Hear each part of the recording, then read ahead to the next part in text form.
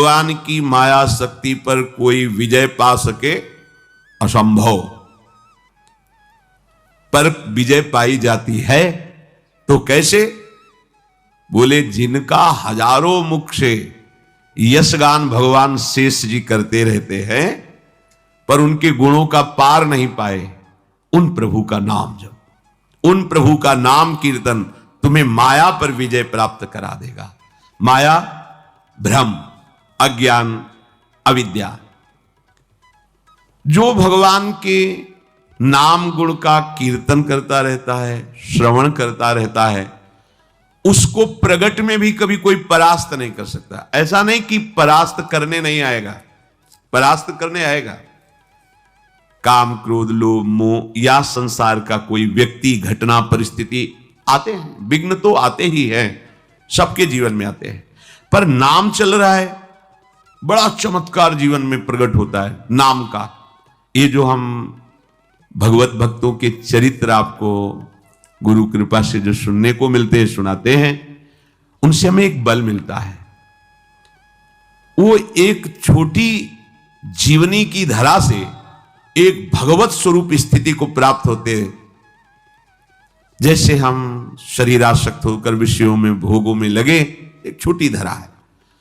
शरीर और भोगों का त्याग करके निरंतर ब्रह्माकार भगवदाकार वृत्ति, ये बड़ी धरा है। छोटी धरा से बड़ी धरा तक, इसमें तर्क वितर्क या संशय की कहीं कोई भी गुंजाइश की जरूरत नहीं। भक्तों के चरित्र श्रवण मात्र से प्रभु के नाम रूप लीला धाम में रति होती है। आपके मुख में भगवान नाम चल रहा है तो कोई भी आपको परास्त नहीं कर सकता। बड़ी महिमामयी इस महाभागवत की बात है। सुधन्वा जी, ये एक चंपापुरी नाम का राज्य था। वहां के राजा हंसध्वज जी थे, उनके पुत्र थे श्री सुधन्वा जी। परम धार्मिक, धर्मपूर्वक राज्य का शासन करना और प्रभु की भक्ति में रत रहना और योद्धाओं में सर्वश्रेष्ठ वृत्ति रखना, ये हंसध्वज राजा का प्रभाव। पूरी प्रजा को अपने पुत्र की तरह पालन करना। राजा पूरे देश का पिता है और प्रजा पुत्रवत राजा के द्वारा पोषित होती है। जो प्रभु का भजन करते हैं, ये ना समझा जाए कि वो गरीब ही लोग भजन करते हैं, भिखारी लोग भजन करते, ऐसा नहीं। ये प्रभु का भजन जो करते हैं वो गरीब नहीं है, जो प्रभु का भजन नहीं करते वो गरीब है।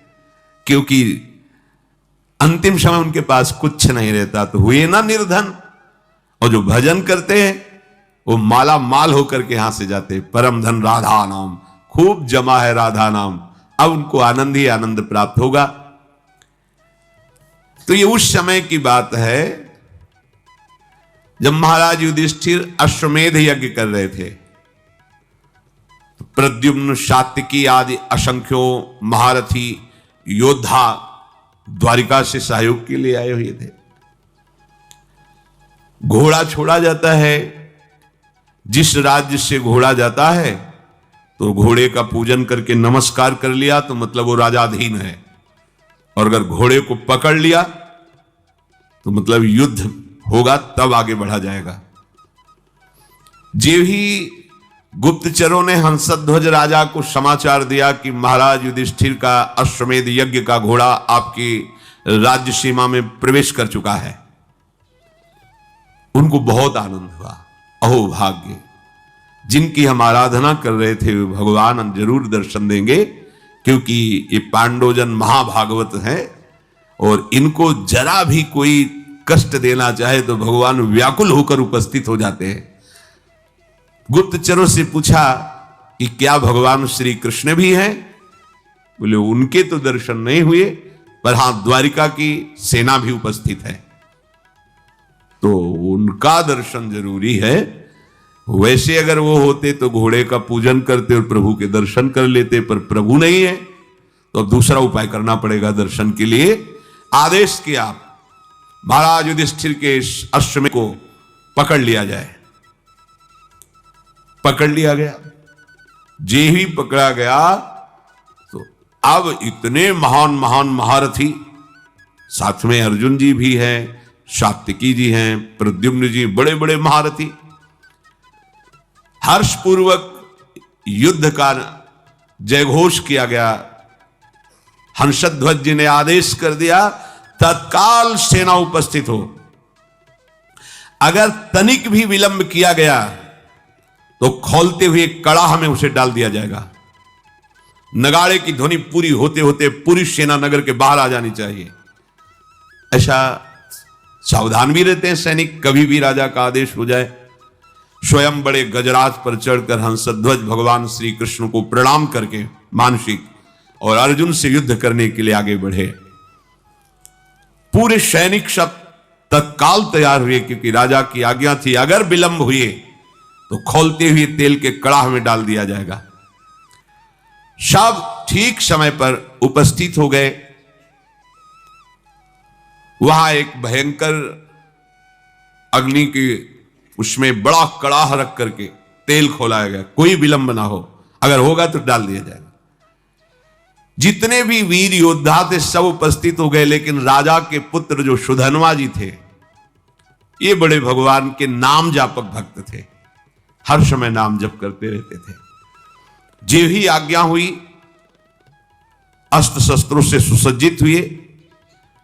पहले तो माता जी के पास गए, उनको प्रणाम किया और कहा, मां आज हमारे जीवन का परम लाभ उपस्थित हुआ है, क्योंकि आज मुझे अर्जुन से युद्ध करना है। वो भगवान के परम प्रेमी भक्त हैं, आज युद्ध कौशल के द्वारा उनको मैं तृप्त करूंगा और ऐसा तृप्त करूंगा, उनको ऐसे व्याकुल करूंगा कि उनके सारथी का हमारे ऊपर नजर पड़े और कृपा दृष्टि पड़े। उनको आना पड़ेगा, पर हो सकता है हम वापस ना आएं। इसलिए आपसे आशीर्वाद मांगते हैं कि मेरे मन की जो कामना है कि अर्जुन को तृप्त करूं और भगवान का साक्षात्कार करूं, वो पूर्ण हो। इसके बाद माताजी को प्रणाम करने के बाद जब आगे बढ़ने लगे तो माताजी ने कहा, बेटा बड़े बड़े ऋषि मुनि जिन भगवान श्री कृष्ण का रात दिन ध्यान और गुणगान करते हैं, मुझे तो उनका दर्शन होना संभव लगता है, पर जब तुम अर्जुन को पीठ नहीं दिखाओगे तो जरूर उपस्थित होंगे, और जब तुम श्री कृष्ण का दर्शन कर लोगे तो मुझे श्री कृष्ण का धाम मिल जाएगा। क्योंकि शास्त्रों में लिखा है, जो भगवत साक्षात्कार कर लेता है तो 21 पीढ़ियां भगवत धाम को जाती हैं। तो मैं तो नहीं देख पाऊंगी, पर भगवान के धाम को जाऊंगी, पर पीठ मत दिखाना। जाओ, हमारा आशीर्वाद है, विजयी हो। विजयी, तुम्हारे मन में जो कामना है उसकी पूर्ति हो। सुधन्वा जी भी निकले तो उनकी बहन जी आई, तिलक लगाया, आरती की, विजय की कामना की। आगे बढ़े तो अभी कुछ ही समय पहले ब्याह हुआ था। प्रभावती नाम की पातिव्रत धर्म से युक्त पत्नी थी। मुस्कुराती हुई सामने आई और सुधन्वा की पूजा की और कहा, स्वामी मुझे पता है आज आप कहां जा रहे हो, महाबली महारथी अर्जुन से युद्ध करने।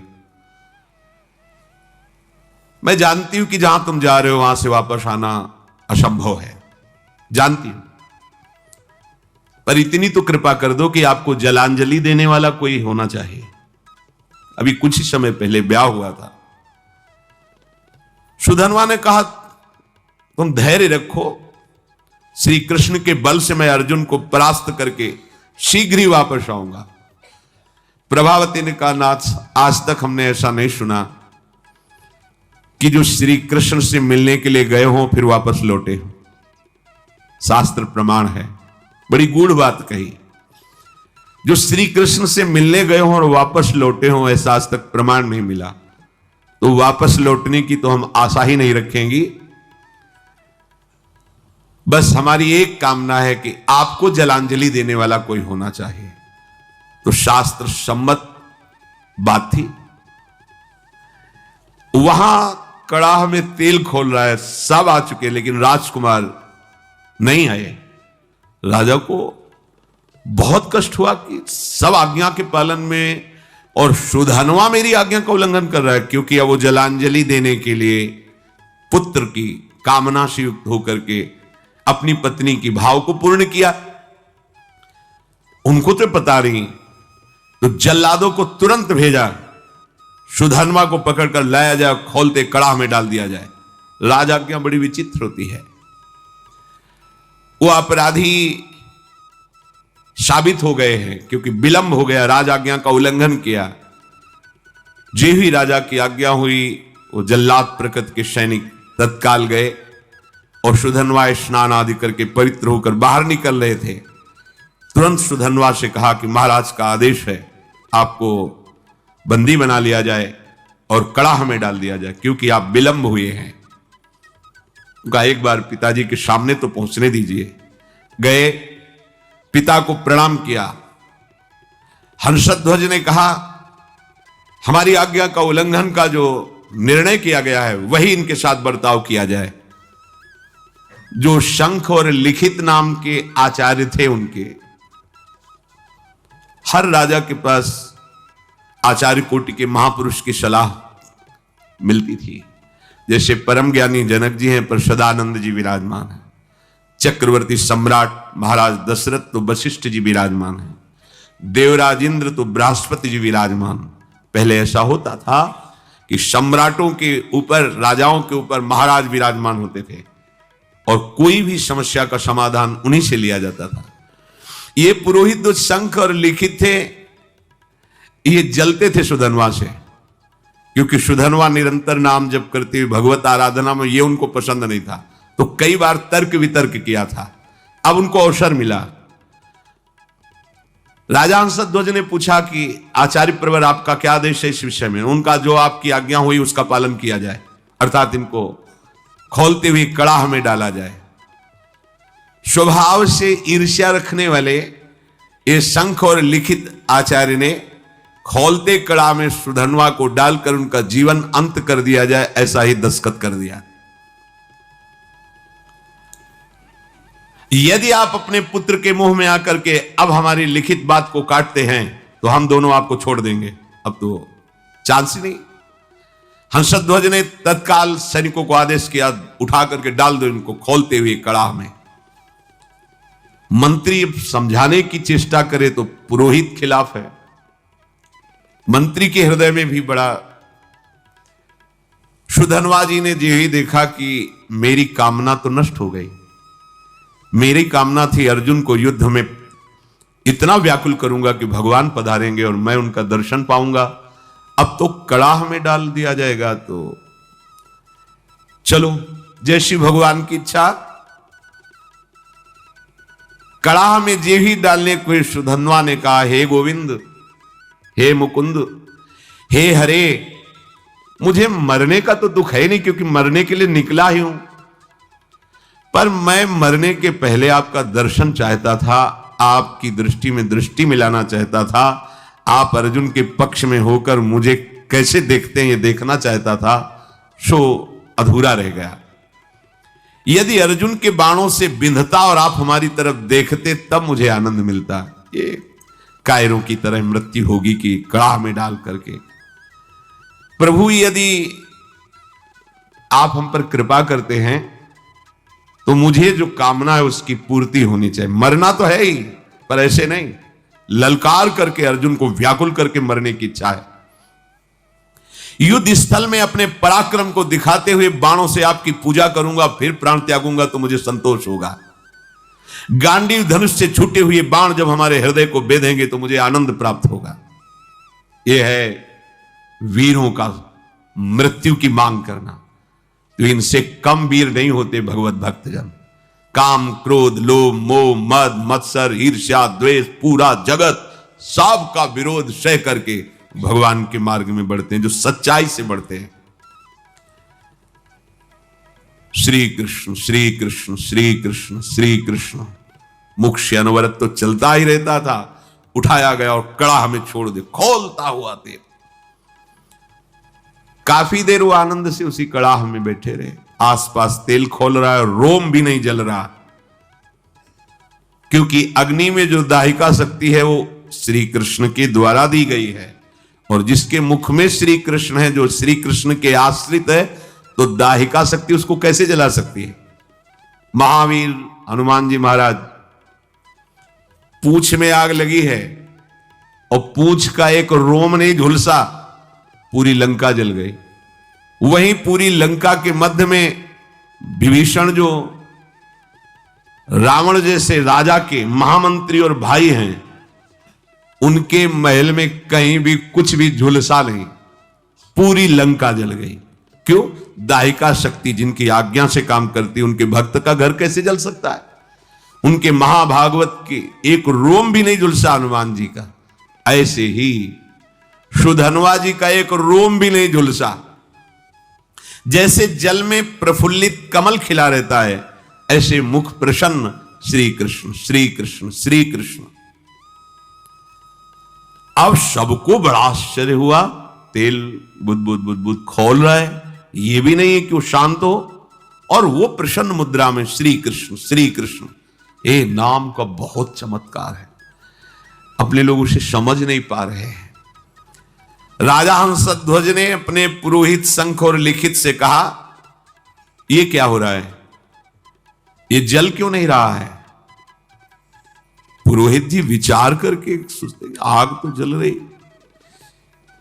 क्या तेल ये ऐसे ही खोल रहा है, इसमें गर्मी नहीं है? तो एक नारियल फल ऐसे वो कड़ाह में डाला, जो भी डाला और इतना गर्म तेल था, फटाक से फटा, और लिखित और शंख दोनों आचार्य थे, उनकी खोपड़ी में लगा जाके, और उनकी खोपड़ी में फफोले पड़ गए, उसकी बूंदें पड़ने। वो महाराज, ये तो बिल्कुल आग है इस समय तेल। निश्चित है कि सुधनवा श्री कृष्ण नाम के बल पर है, इसलिए आग इसे नहीं जला सकती।